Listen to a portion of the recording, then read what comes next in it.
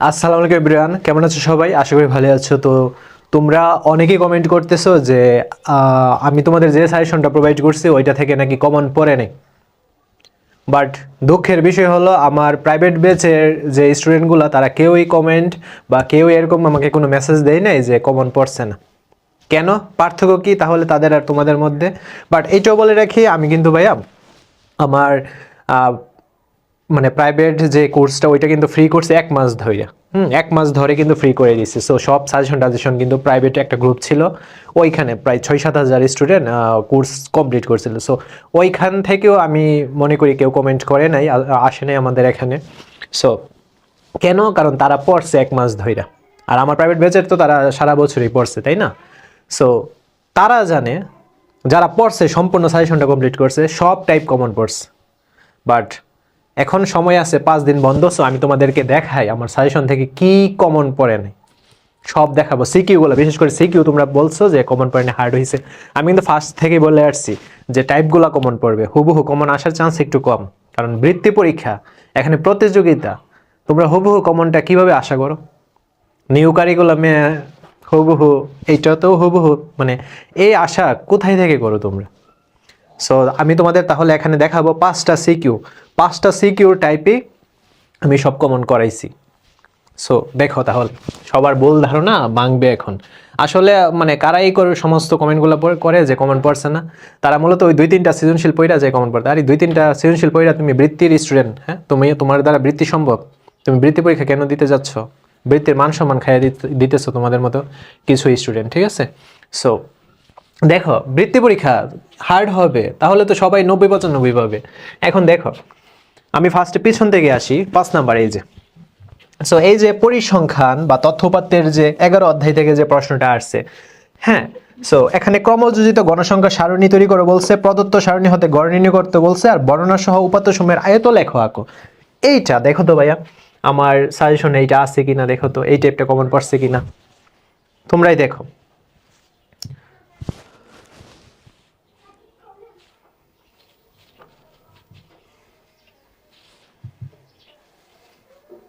এই যে 11 অধ্যায় না। সো এই যে দেখো, এই যে আমি তো তোমাদের বলছি টাইপ কমন পড়বে। এই যে দেখো, কমন পড়ছে ক্রমযোজিত গণসংখ্যা সারণী থেকে গড় নির্ণয় আয়ত লেখ অঙ্কন করো, কমন পড়ছে। হ্যাঁ, এরপর আমরা নেক্সটে যাই। নেক্সটে কি বলছে? এই যে একটা চিত্র দেওয়া হয়েছে, এটা 10ম অধ্যায় থেকে আসছে, 10.1 থেকে আসছে। বলছে 6 সেন্টিমিটার বাহু বিশিষ্ট একটা বর্গ আঁকো। সো বর্গ তো তোমরা আঁকতেই পারো, এটা আর কি আছে। তারপর চিত্রের আলোকে এডি ইকুয়ালস টু বিডি আঁকো, মানে এডি, এই যে কোন একটা সরলরেখার উপর যখন একটা লম্ব হয় স্বাভাবিকভাবে এইটার এটা সমান হয়। সো এটা কিন্তু তোমাদের বইয়ের উপপাদ্যটা, ওইটা পারলে এটাও পারা যেত। বাট আমি কমনটা দেখাই, কমন পড়ছি কিনা ওইটা আমি দেখাই। সো ওইটাই তো দেখতে চাচ্ছ নাকি? 10ম অধ্যায় কোথায়? এই যে। সো এই যে দেখছো, প্রমাণ করো যে বৃত্তের কেন্দ্র উ থেকে, এই যে বৃত্তের কেন্দ্র, আমি যদি একটু চিত্রটা আঁকি, বৃত্তের কেন্দ্র উ থেকে এবি, এই যে এবির উপর অঙ্কিত লম্ব, হ্যাঁ, এই যে এটা হচ্ছে এবির উপর অঙ্কিত লম্ব, এবি কে, আচ্ছা এটা নাম দিচ্ছি আমি এনইডি, আচ্ছা এম দিচ্ছি। এবি কে সমদ্বিখণ্ডিত করে, এই যে এবি কে 2 ভাগে ভাগ করে, মানে A M equals to B M প্রমাণ করার জন্য বলছে। ঘুরাই আসছে প্রশ্ন, বৃত্তি পরীক্ষা প্রশ্ন ঘুরাই আসবে, বাট কমন পাইছ। আচ্ছা তারপর আমরা দেখি, তারপরে প্রশ্নটা কি? এই যে দেখো, এবি, এই যে ইএফ থেকে এবিটা বড়, ইএফ কোনটা? এই যে ইএফ, এই যেটা থেকে এবি যেটা যদি বড় হয়, তাহলে আমাদের বলছে এবি যেটি ইএফ যে অপেক্ষা কেন্দ্রের নিকটতর, মানে এবি যেটি ইএফ যে অপেক্ষা কেন্দ্রের নিকটতর, এই যে এটা কেন্দ্রটা কেন্দ্রের নিকটতর, যদি এবি যেটা বড় হয়। এই যে এটা তোমাদের এভাবে করাইছিলাম না ভাই? অনেকবার করাইছে, ভিডিওর মধ্যেও তো প্রমাণ আছে। এবি যেটা, এই যে এটা বড় আর এটা হচ্ছে ছোট, যদি এরকম বড় যেটা আর দুইটা একটা ছোট যা হয়, তাহলে বড় যেটা হবে কেন্দ্রের নিকটতর। দেখবা এটার প্রবটা, দেখবা এটা একটু এভাবে বলছে। আর আমি তোমাদের প্রমাণের মধ্যে ছিল এইভাবে যে এখানে সিডি, এই যে সিডি থেকে তোমার এই যে এটা যদি লাগানো হয় তাহলে ও এমই ধরি, ও এম, অর্থাৎ সিডির দূরত্বটা হবে কম আর ও এম এর দূরত্বটা হবে বেশি।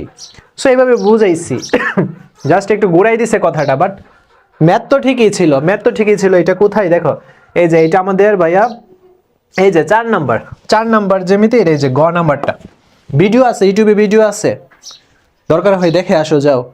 তোমরা বলতে পারো পিডিএফ আমি করে দিছি, বাট ইউটিউবের কমেন্ট বক্সে পিডিএফ আছে, ইউটিউবের প্লেলিস্টে ভিডিও আছে, এগুলা তো মিথ্যা না, দেখে আসো যাও। তারপর এই যে 4 নাম্বারটা দেখি, 4 নাম্বারটা ভাইয়া আমরা দেখি, এই যে 4 নাম্বারটা দেখি। আচ্ছা দেখো 4 নাম্বারটা দেখি আমরা, দেখো কি বলছে, ax minus by equals to ab। হ্যাঁ, এই যে ম্যাথটা এটাকে বলছে প্রতিস্থাপন পদ্ধতিতে সমাধান করো। এটা ভাইয়া বইয়ের 8 নাম্বার ম্যাথটা 6.1 6.1 8 নাম্বার ম্যাথ, বইয়ের ম্যাথ করাইছি।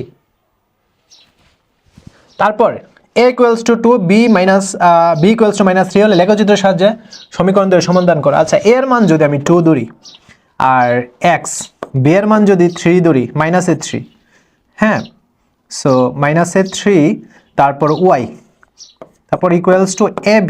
আচ্ছা এর মান তো 2 ধরছি, এটা 2 হবে, b এর মান -3 হবে। আচ্ছা এটাকে আমি একটু সাজাই নিই, 2x মাইনাসে প্লাসে 3y মাইনাসে 3 দুগুণে 6। সো এইটা সেম ভাবে এইটাকে যখন আমরা এভাবে স্থাপন করব আমাদের কি হবে, তাহলে দেখো b এর মান যদি আমরা -3 ধরি, দেন x মাইনাস a এর মান কি 2 আর y এর মান কি, এটা y, তারপর a এর মান হচ্ছে 2 আর b এর মান হচ্ছে -3। সো এটাকে ক্যালকুলেশন করি, -3x -2y ইকুয়ালস টু -3 দুগুণে 6। এই যে এরকম যে টাইপ, এরকম টাইপ কি ভাই আমি করাইছি না, এরকম টাইপ করাইছি না। সো আমরা যদি আবার যাই, এটা 6.2 থেকে আসছে, হ্যাঁ 6.12 মিক্স করে দিছে। সো দেখো তো এই যে এরকম টাইপের অঙ্ক করাইছি না, এই যে লেখচিত্রের সাহায্যে সমাধান করো, আমাদের এরকম সংখ্যাগুলো চেঞ্জ করাই দিছে, একটু তো ঘুরিয়ে দিবে, বা টাইপ কি আনকমন পড়ে গেছে নাকি। সো তারপর দেখো আমরা এরপর 3 নম্বরে আসি, দেখো এই যে, আচ্ছা ফার্স্ট অফ অল আমরা উদ্দীপকটা পরে আসি, উদ্দীপকটা কমন দেখাচ্ছি আমি। এই যে দেখো খ নাম্বার, এই যে x⁴ - 1/x⁴ এর মান নির্ণয় করো। দেখো তো ভাইয়া আমরা যদি আসি, এই যে এটা চতুর্থ অধ্যায় থেকে আসছে, এই যে দেখো তো এই টাইপগুলো কমন পড়ছে না, x⁴ - 1/x⁴, এই যে। তারপর আবার আসি, এই যে x³ - 1/x³ x6 + 1/3, হ্যাঁ আমরা এই টাইপটা দেখি তো, এই যে x³ - 1/x³ কিভাবে করে x⁴ + 6 + 1/x³, এই যে হুবহু সিস্টেমগুলো কমন পড়ছে না। হ্যাঁ এখন তোমাদের কি আছে ক নাম্বার, এই যে ক নাম্বারও তো কমন পড়ছে, এটা তো বইয়ের ম্যাথ। তারপর দেখি, তারপর তোমরা এই উদ্দীপকটা যাচ্ছ না, এই উদ্দীপকের সিস্টেম টাইপটা দেখো কমন পড়ছে কিনা। উদ্দীপকের টাইপটা দেখি, এই যে এখানে আছে না, এই যে x² - 4x - 1 = 0, এই যে টাইপ। এরকম থাকলে কিভাবে কি করতে হয় আমি কি তোমাদের ম্যাথে বুঝাইছি না, ভিডিওতে বুঝাইছি না। এরকম টাইপ থাকলে এখানে জাস্ট স্কোয়ার জায়গায় আমাদের 4 দিছে, 7x দিছে, সব কিছু তো ঠিকই ছিল। সো এরকম থাকলে কিভাবে করতে হয় এইগুলা কি ভাইয়া বুঝাইছি না আমি, এইগুলা কি আমি বুঝাইছি না বলো। এই যে জাস্ট আমাদের ঘুরাই দিছে, বাট টাইপ তো কমনই ছিল, -7x ওই পাশে গেলে +7x, এটা আরেকভাবে করা যায়, টাইপ কমন ছিল। আচ্ছা তারপর 3 গেল, 2টা দেখি, 2টা ক, এটা তো তোমাদের প্যাটার্নের টাইপে কমন পড়ছে, এটা কি আর কমন দেখাইতে হবে আমাদের, তালিকার পরবর্তী 2টি পদ নির্ণয় করো। তারপর 4 দেওয়ালের আয়তন নির্ণয় করো, আমরা এটা দেখে আসি তো কমন আসছে কিনা। এটা তো তৃতীয় অধ্যায়ের ম্যাথ নাকি, এই যে দেখো 4 দেওয়ালের আয়তন, তাই না, এই যে দেখো তো গড়টি দেওয়ালের পুরুত্ব, এই যে আমাদের উদ্দীপকে কিন্তু দৈর্ঘ্য দেওয়া ছিল, প্রস্থ দেওয়া ছিল, উচ্চতা পুরুত্ব দেওয়া ছিল, আর এখানে গয়ের মধ্যে এখানে দিচ্ছে পুরুত্বটা ধরে দিচ্ছে। 4 দেওয়ালের আয়তন নির্ণয় করো। আর কি চাচ্ছ আরো দেখবা, আরো দেখাই। প্রতি বর্গফুট 125.50 টাকা হলে এসে কক্ষটি মেঝে টাইলস করতে মোট কত খরচ হবে। সো এই টাইপের অঙ্ক করাইছি না, দেখি আমরা। এই যে ট্যাঙ্কের ভিতরে দেওয়ালে টাইলস করার খরচ কত, খরচ নির্ণয় করো। সো এরকম প্রতি বর্গমিটার টাইলসের খরচ 200 টাকা খরচ দেওয়া আছে, টাকার পরিমাণ দেওয়া আছে, টাইলসের খরচ কিভাবে নির্ণয় করো ম্যাথ করাইছি না। কি কমন পড়ছে না, সিকিউ তো সব কমন পড়ছে, বাট একটু ঘুরাই দিছে, বা টাইপ তো কমন পড়ছে। এখন তোমরা যদি একদিনে যদি ভিডিও কভার করো, একদিনে যদি তোমরা প্রস্তুতি নাও তাহলে পারবে। যারা এই সারাটা বছর পড়ছে বৃত্তি তো তাদের জন্য, তোমরা যারা 1 মাস 10-12 দিন পড়ছো বৃত্তি তোমাদের জন্য না। আর সাজেশন কি কমপ্লিট করতে পারছো কেউ? সাজেশন কমপ্লিট করলে এগুলা কমন কেমনে পড়ে না? কমন বলে এগুলাকে, টাইপকে বলে কমন। মাথার চিন্তাধারা চেঞ্জ করো। কমন বলতে বাংলা পরীক্ষায় হুবহু কমন পাইছো, এইটাও হুবহু দিবে নাকি? আচ্ছা, চিন্তাধারা চেঞ্জ করতে হবে, বুঝছো? এসকিউ, শর্ট কোশ্চেন সব টাইপ কমন পড়ছে।